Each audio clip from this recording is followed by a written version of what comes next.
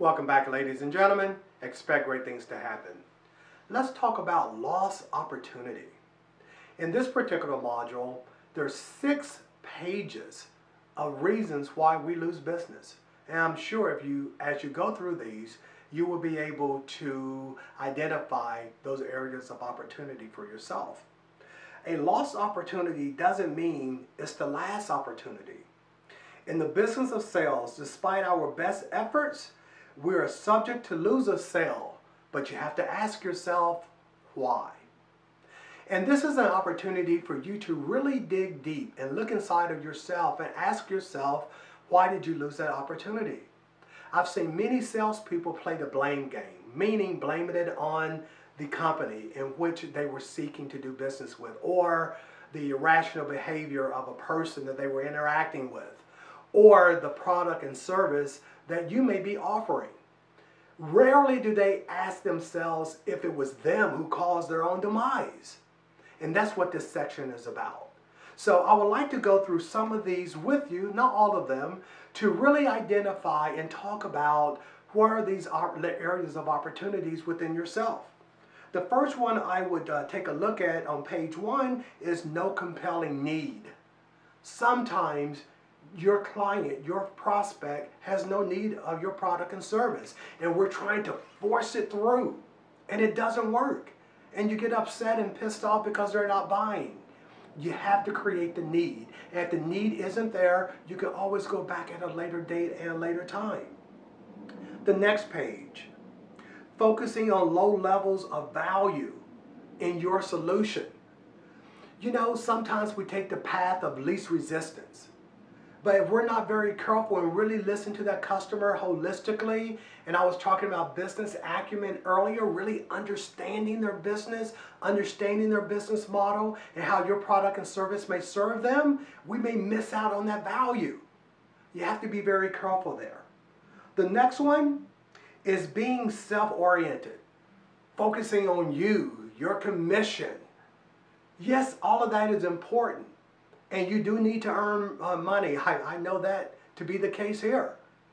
But I begin to focus on what's important to my clients. You heard me say that over and over and over again. It's what's important to them. I'm a distant second, if not third or fourth. I really need to focus on them. And as you do so, you will be able to create that value. The next page, not dealing with obstacles. Remember, I shared with you that in almost every single transaction, sales transaction, there's going to be obstacles and challenges.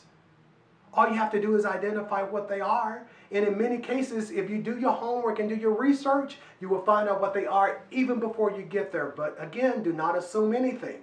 So you still want to practice your listening skills and ask the right questions to uncover what they are. The next one is presenting poorly, meaning you have a poor presentation. I must share a brief story with you, but in my previous sales career as a sales director for a wireless company I used to work for, I went out on a sales call with one of my indirect salespeople. And he was really excited and nervous at the same time about presenting in front of his boss. And so we get to the appointment, we're there on time.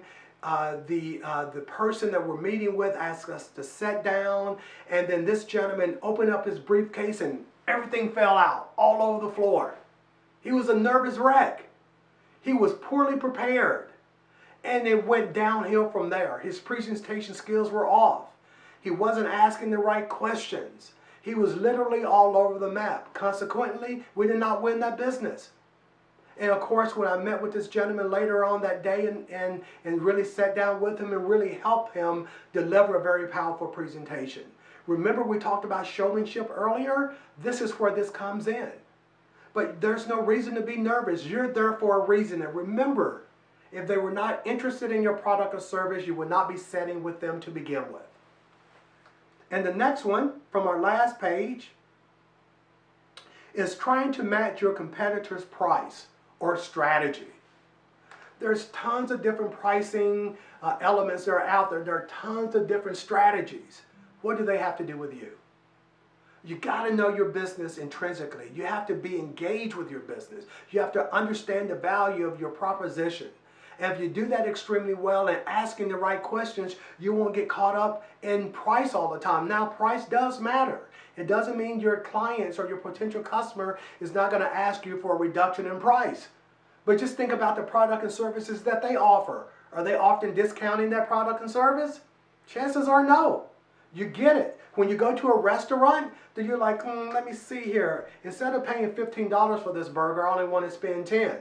If you don't want to spend the $15, guess what? You will walk out and go to another burger shop. They're selling a $3 burger. You get the point? Got to sell the value.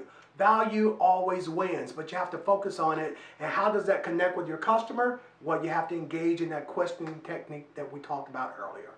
This is Richard Marks once again, encouraging you to expect great things to happen. See you shortly.